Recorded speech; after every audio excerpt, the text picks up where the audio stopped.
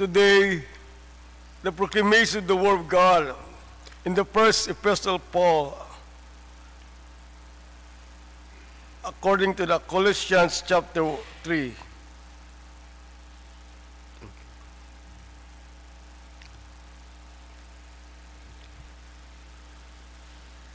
And then you were raised with Christ. Seek to those who which are above, where Christ is sitting at the right hand of God. Set your mind on things above, not on things on the earth. For you died, and your life is hidden with Christ in God. When Christ, who is our life, appears, then you also appear with him in glory. Therefore, put to death your members, which on the earth, fornication, uncleanness, fashion, evil desire, and covetousness, which is idolatry. Because of these things, the wrath of God is coming upon the sons of disobedience, in which you yourselves once you walked when you live in them. But now you yourselves are to pull up all this: anger, wrath, malice, blasphemy, filthy language, and of your mouth. Do not lie to one another, since you have put off the old man with their deeds, and have put on the new man, who is renewed in knowledge according to the image of him who created him. Where there is neither Greek nor Jew, circumcised nor uncircumcised, barbarian or slave nor free, but Christ in all in all. The word of the Lord. Please stand for our responsorial psalm in Psalm 145. Our response is, the Lord is compassionate toward all his works. Response, the Lord is compassionate toward all his works. Every day I will bless you, and I will praise your name forever and ever. Great is the Lord, and greatly is to be praised, and his greatness is unsearchable. Response, Is compassionate toward all his works. all your works shall praise you, O Lord, and your saints shall bless you, to make known the sons of man his mighty acts, and his glorious majesty in his kingdom. Response, The Lord is compassionate toward all his works. to make known the sons of man his mighty acts, and the glorious majesty of his kingdom. Your kingdom is an everlasting kingdom, and your dominion endures throughout all generations. Response, The Lord is compassionate toward all his works. glory be to the Father, and to the Son, and to the Holy Spirit. As it was in the beginning, is now and ever shall be, world without end. Amen.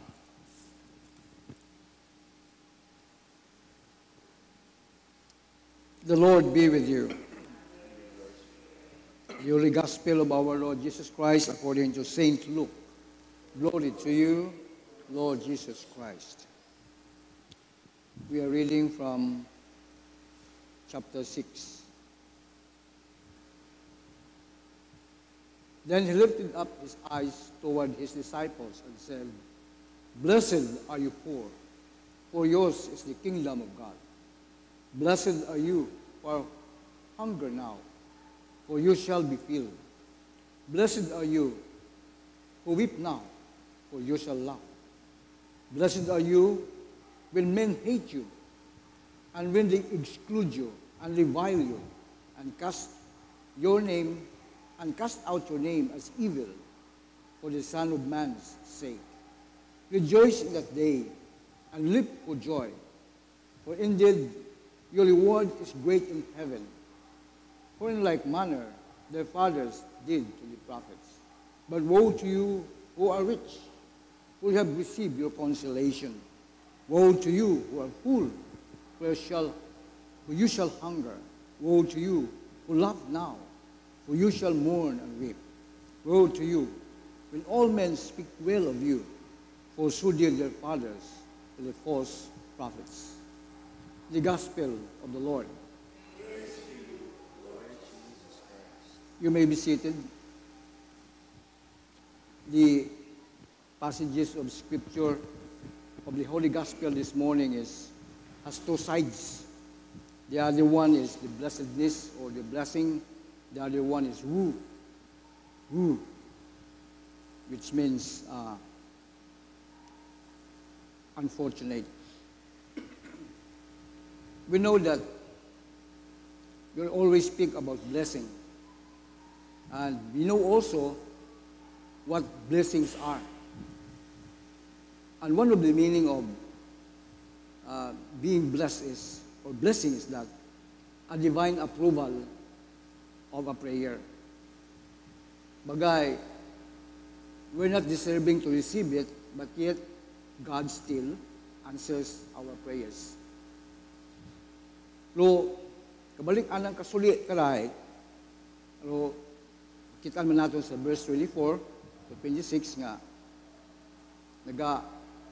anungod sa magiging direksyon o paabot o maabot sa tao nga royal man na nga estilo o batasan. Ano ay mga nato nga ruwo ay unfortunate direction of life. Ganito, kung ibalik natin sa blessing ay a person who is a recipient of blessing is called blessed. Blessing. Kung baga sa Tagalog ay mapapalad. Kung sa inak ganon ay mapagaron. Kung sa hiligay nun ay bulahan. The contrast karon ay mukha nga woo. Kung katong pa kung sa Tagalog ay kawawa. Aglo sa inak ganon ay makaguguoy. So it's up to us to choose. Amen? It's up to us to choose kung sino kita. Kung sa blessing ba sa mapapalad o iyak kita sa other side. Kaguuy kita. Well, in my opinion, kapinggit sa verse 20 to 23, to me, it talks about beatitude. Especially kung magbalik matagtas sa Matthew nga Gospel, it talks about beatitude. Ang sa ako na pag-intindi, tawag na beatitude is beautiful attitude. Beautiful attitude. Nanilingon nga, mayad nga batasan, ay, it might be inborn mo nga batasan, or might be developed. Gaban sa mga pobre, ay, magbagay, environment, bagay, bukod manami, ay iba gitaon sa batasan. It mga nag-start sa mga mansyon ng mga bagay o mga manami ng mga bagay o mga manami ng mga lugar. But then, yung direction din importante. May una mata nga halin sa environment nga bukod mayad ay bangod nga ni nga nag-direct na ranang kaugalingon. Bisa ano mata ang palibot ay di ka magpa-apikto. Di ako ang taguntunon ng direksyon ako na God, magmayag mata ako nga pagpangabuhi o batasan. On the other side, sa mansyon kay Istal, ay hindi kantigo makipaghalubilo sa isigkatawo bangod nga nga naka-fortified wall, nakakural four corners of their places, nakakural ay hindi hagos kantigo magkipaghalubilo sa tao. Now, pag-abot sa direction, ay it's not us. It's not us. Pero taon katumanan katong direction. Bisan sa kapublihan ka man maghalin, o sa manggarunon ka man maghalin, matuod pares kitang may direction, but then, God so fulfills your direction. It's not you. Ay, abo-abi makaon ng mga bugayon. Abong bugayon makaon. Ay, layat, ama na akong inubrahan na agad. But then, bukon sa mga examples nga ato nga batian,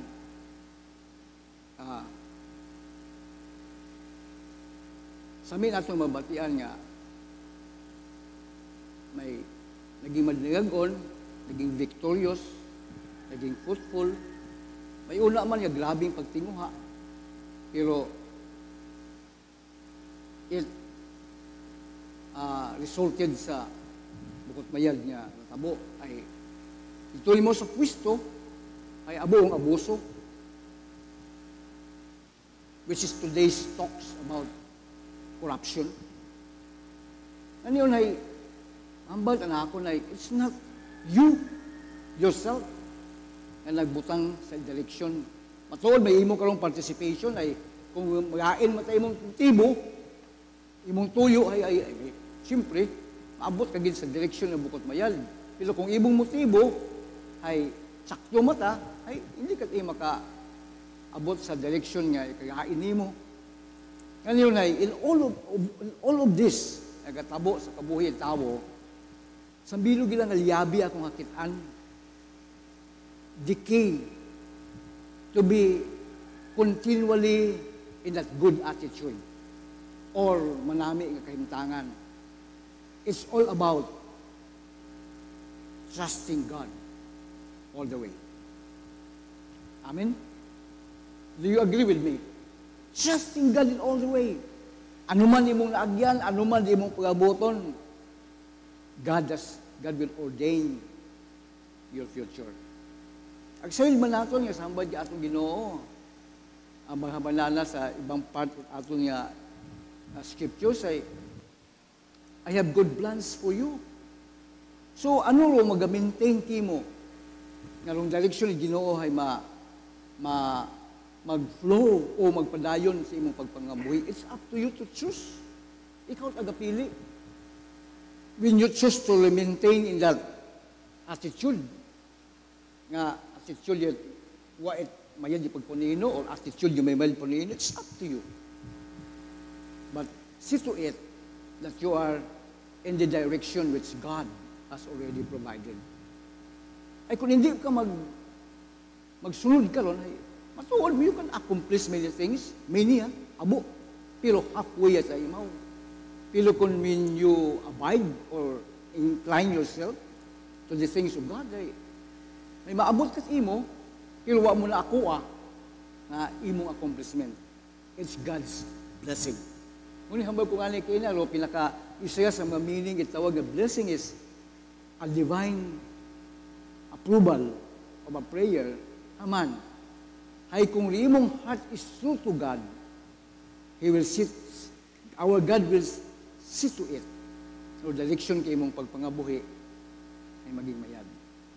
Might be, waka man nagamanggalano na sobra-sobra. Might be billionaryo kat imo as long as your attitude is good to God. God will continually bless you. Tama, nung katabo makaroon, isyo makaroon ito atong nasyon. Halandang inabot, halandang yung sanda, ay naila pagit ang mag-abo pagid.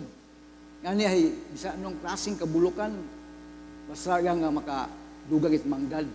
It's not good. Ag matuod, aron, bisan in the eyes of a person, of a human being, it's not good. Aron yung imong haabot, ay obra kagihapon nga kagainan para mag-abo pag hindi mo tinipon, it's not good. Ay kapinggid sa mata, Ginoo. Nabukol niya nga nit, kita itawot, kita Ginoo. Ay pati pagid yung tagipusoon, kita Ginoo. Hindi mo motivation. Ang bawa kayo na ay, Lord Yahweh, decay to be continually in that beautiful attitude or good attitude is to trust God all the way. Haman dapat yun ato nga point of view because our great and good God is compassionate on us all. Tama ato nga response kaina sa ato nga some reading. The Lord is compassionate toward all His works. Ay kita ay among the works of God. We are His creation, but we are among His works. So nahawag imaw katon, compassionate is, siya sa meaning it, compassionate is nahawag. Ay, kung di natin pagka-adyo na itong kaugalingon towards Him, ay simple, di taon kita magmayad. Ay ano kang magayran nga, dagat Diyos atong kabuhi, ay abo, ha? Ilit ang mabutangan, bisaya. Bato-bato ko naton dong blessing it Ginoo kato. Ilit ang naton bato-bato. Might be some ay ma-express natin mayad kapinggid sa mga kadagagan nga atong naagom. The hardest thing that we have experienced nga bless kita Ginoo ay kadagagan ay doon siguro pero pwede natong ikapanugid sa mga tao. Among those nga akong may encouragement sa tao, come to God and you will not go hungry. Believe in God and you will not go thirst. Obey God and you shall eat the best of the land. Ayun ang ako nga, kumbaga sa tanan nga, agyan ko sa pagpangabuhi bilang tao, ayun, nag-aabot ka ako na eh. Will I come to God? Di ako gutmon. Will I believe God? Hindi ako pag-aupawon. Pag sinunod ko Ginoo, I will eat the best of the land. Bukod niya klitson. Bukod niya mulkot. Bukod niya kapitada or etc. Meaning, while walking on the things of God, ay abo pata nga mayad-ayad nga butang o pilig maabutan itawo. Ako engagement na ako sa mga bata. Ayaw pag i-focus ang kaugalingon sa mga gadgets, sa mga offering kalibutan ng mga ubrahon. Focus yourself. Kung ano na hambal, Ginoo kay mo. And direct your steps according to the things of God. Agon ano man imong abutan, ay di kating kahambal nga, this is my work. No. But you will speak boldly, this is the work of God in my life. Why? Because my great and my good God is compassionate to me. Doon piling ipabugay italang nga tao. And when you do so, God is praised. God is honored. God is thanks. Thanksgiving is being offering to Him. Is being offered to Him. Imagine if a little child can raise his or her hand towards God and naghambal, thank you, Lord, how much more we are. Amen? Hi. Ano itong realization? Atong realization is that our God the Father sent His Son, our Lord Jesus Christ, to die on the cross, but rose from the grave for us all. Why? Another why? Because He is compassionate on us all.